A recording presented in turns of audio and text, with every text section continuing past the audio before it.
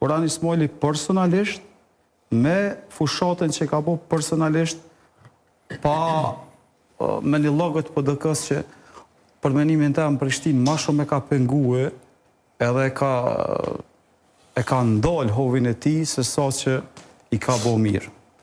Kështu e kumë po garën në Prishtinë, edhe tashti ka elektorat që nuk ka dalë në vota, e që unë mendoj që pavarësisht kësajna që nështë do t'jetë një koalicion i afërt LDK-PDK, për arsye se që shedi vetëvendosja vështirë se do të bëj koalicion me PDK-n sidomos, unë mendoj që vetëvendosjen për me marë pushtetin në Prishtinë mendoj që vetëm elektorati i cili nuk ka dalë në vota, nuk ka votu, që mendoj që është nashta 50%, e shpëton Hajrullah Çekon me fitore.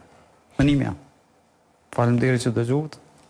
Orhan Ismaili, kur përmendet, krejt e din që është përmendet PDK-ja, për dallim pi përparimit e Hajrullahit që trit edhe një pjesë e qytetarëve mujnë me veti cilës parti është. Orhani është vetë PDK-ja.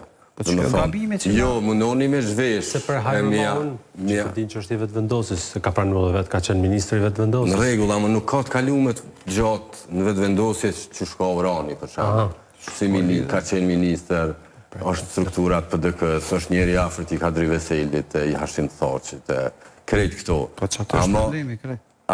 Problemi është njeri afërt, që njëjtë se njeri afërt? Që atë është problemi se kalura e PDK-s. Këtë farëndamjen që doni një abojo, këtë kalumen tonë me tashmen, nuk vëni me na i largu asë njëherë, sepse ajo është për neve është pjesa ma e lavdeshme. Për cëllën e ki fjallën për komplet periudhën prej, kur është formu PDK-ja deri në fund.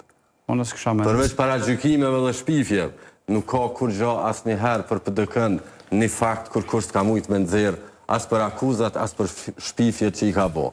Gjitha ato janë kallëzova, shpifje, para gjykimet. Kom pa në debatin e kalum, që te edhe te historia, dhe më thonë, ma shumë për t'interesoj ka ajo pjesa historisë, kur populli shqiptar ka luftu, por nuk është liru se sa kjo pjesa tjetër e tashmja, kur shqiptarët e Kosovës për herë parë kanë luftu, kanë do sërbë dyhër më pushkatu, edhe nuk i drejtë në forcë se të të kalumë në teme.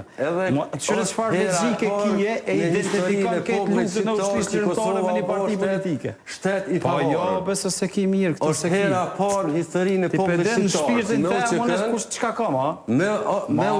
shqiptarë. Po shteti lirë dhe i pavarur. Unë nuk jam militanti asë një partije politike. Kretë e saj e kanë shpallë pavarësinë e Kosovës. Qajo, mund me konë penges për ty që nashta donë me zhvesh për dëkën vizja saj. Vesh këshire familjen Jashari, kush e viziton së dhe kush nuk e viziton, e kuptën, tani ti ma mirë se sa unë edhe të. Po shka ka lidhja jo? Ato janë shumë. Jo ka dhe shumë se e ka këthy historinë shqiptarëve, ka qitë sy shqiptarëve për 1000 vjetë, e ka këthy historinë shqiptarëve të tërgoj. Po, asim thot që Kadri Veseli janë bashkëluftar të Adem e Hamz Jasharit. Shka mendoj familja Jashari ta, është diçka tjetër. Sot, të familja Jashari dhe atë gjukoj me ta, thuj pëse nuk vinë ekspersone. A je konë timi vetë? S'ka nevojë, veti ti ma si vëtë intereson. A mo pëse? Jo, ti vetë. A ndrojmë të... Jo, se nuk është në rejtë kështu në kam bindjen teme, tja po donë ma mushmenën. Jo, nëse të ka mushmenja dheri sot, me pas mendim dhe ide të ndryshme, mirë po që kjo farë qosja krejtësisht negative për një pjesë të procesit veç mas kur lidhet me pavarësin, parasy se nese ne flasim për qeverinë e Ismail Qemojlit. Nuk është që shquhet ajo për naj sukses që e ka pas. Mirë po në historinë e secilit shoqënie dhe secilit vend. Qeveria që e ka shpallë pavarësin, llogaritet qeveria më e mirë e saj, pavarësisht sa ka pas mundësi për të kriju mekanizma funksional për shëndërtim, parasy se historia e një venit lidhet me ditën e pavarësisë, lidhet me atë moment dhe lidhet me lexuesin e asaj deklaratë.